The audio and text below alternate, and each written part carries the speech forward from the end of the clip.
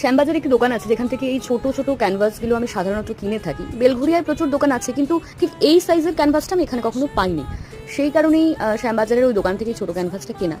বড় ক্যানভাসে আঁকা যেত, কিন্তু আমার একটু মনে হয়েছিল যে ছোট ক্যানভাসে যদি আঁকি বিষয়টা একটু সুইট সুইট ব্যাপার থাকবে একটা, কারণ ছোট এরকম একটা ছোট একটা জিনিস আঁকলে একটা সুইটনেস থাকে।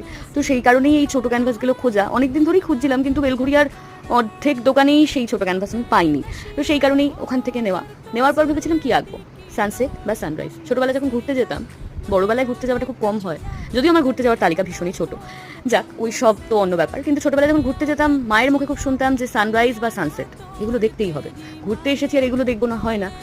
ছোটবেলায় ঘুরতে গেছি যদি ভেবে থাকি তাহলে দেখা যায় দীঘা, যেটা বড়বেলায় একদমই ভালো লাগে না, এত ভিড়ে আর ভালো লাগে না, অতিষ্ঠ লাগে ভিড়ে। তাই যেসব জিনিস খুব শান্তি দেয়, স্নিগ্ধতা দেয়, সেই সব জিনিস টানেও বেশি এই আঁকাটার মতো।